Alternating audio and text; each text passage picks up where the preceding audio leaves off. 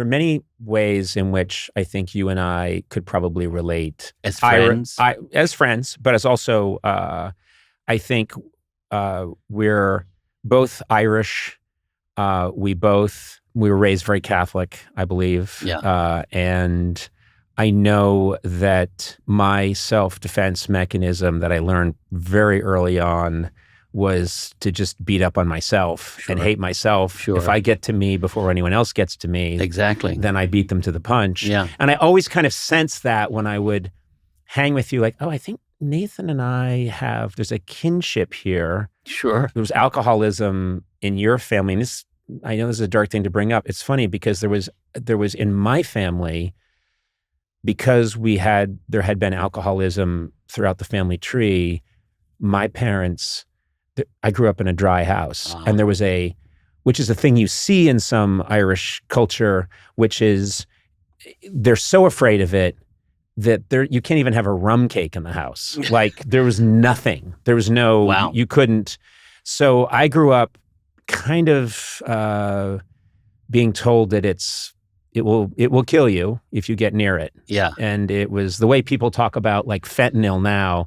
That was how wine was treated when I was growing up. It just wasn't in the house. And then if company came over, my dad had a little like rusty key, and we would open up a little cabinet and take out what must have been the shittiest bottle of wine in the world that he had just capped the last time someone had had a glass, didn't know how to store it, blew dust off of it and gave someone, basically vinegar. Yeah.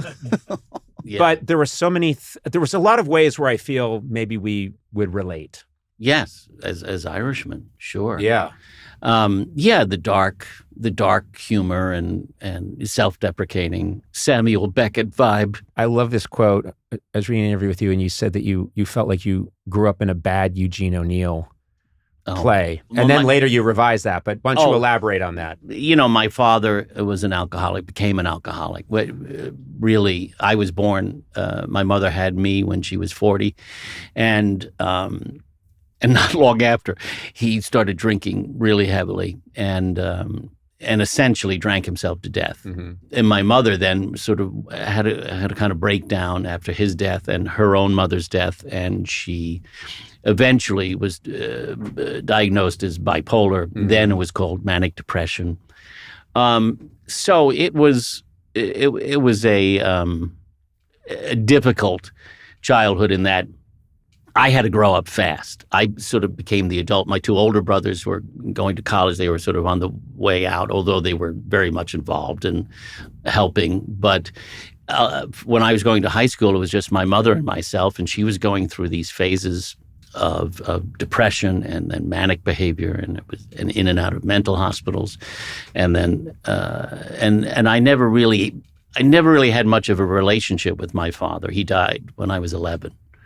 I can remember saying to my oldest brother, Dan, we were going to the funeral, and I said,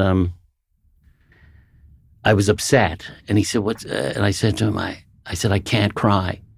I'm supposed to be crying now. Yeah. My father died, and I can't cry. And he said, that's all right. He said, you feel how you feel, and it doesn't, that's not important. Yeah. And which was ahead of its time, by the way, for him to say that. Yeah, this is, and he was not the healthiest guy in the world himself. Yeah, he was. Well, he was a teacher, and and he's certainly, and he was this is my oldest brother who got me interested in the theater and reading, and he became sort of a father figure. There's this thing that happens. I think it's true of a lot of performers where they take whatever they've been given, and then they realize, my experience was I just went down a checklist when I was a kid, and mostly it was things I wasn't good at, I mean, literally, I remember doing like a mental rundown of, it's not going to be anything in the athletic field. I think that's quite clear. Yes. It's not going to be, I'm not really a ladies' man. Okay. Me too. Yeah. So I just keep clicking things off, and I'm not a math science wit. I just kept clicking things off, and then I remembered getting to I make my friends laugh. and thinking, okay, what is this all about? You know, you figure out what weapon you have in your toolbox, and you must have figured out at and you find your group. Yes, you find your you know, you have to find the person who laughs at your jokes and gets it. It gets what you're still talking looking. about. I'm still looking. It's a quest, an epic quest. Yeah. But so you figure out probably, what is it, high school? You realize, like, I like to get up there. I like to be in front of people. I think, you know, honestly, I can remember as a child, like they would say, I would get up and do impressions.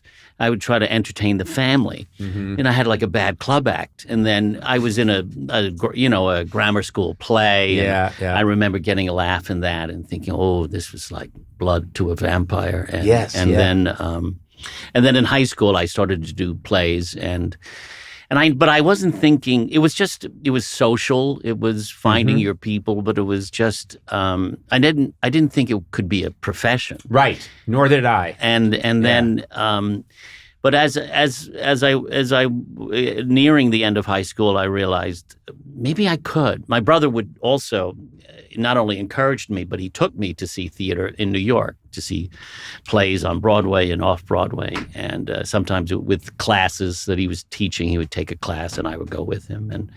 And I would, you know, that first experience of watching the curtain go up and the lights on the stage and thinking, I'd like to be a part of that. I think maybe I could do that. Yeah. And the excitement of just the ritual of it all. People quieting down as the curtain goes up, and there's, you know, nothing quite like it. After all of this, all of these crazy hits of dopamine and success, can you still access that when you're in a show? And absolutely. Yes. Isn't that amazing? That absolutely. You don't get, oh yeah, no, this is old. I'm just getting them the old number 42B, you know?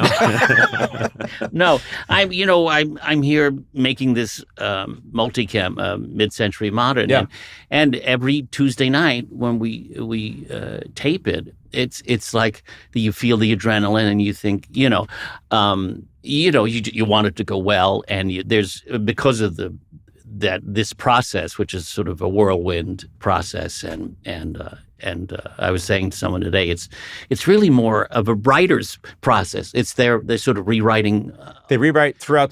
This is multicam, and they rewrite throughout the week. Yes, and and then doing takes, and they come in and they give you a whole new set of lines, and it's kind of it's sort of thrilling. It's all flying by the seat of your pants, but it's also like, is this acting or am I just repeating what you said to me 3 seconds ago? Right. But somehow it all comes together. But I certainly, before we start, I feel that kind of the thing you feel before the thing a you live felt as a kid. Yes. You get it. Absolutely. Doesn't go away. No.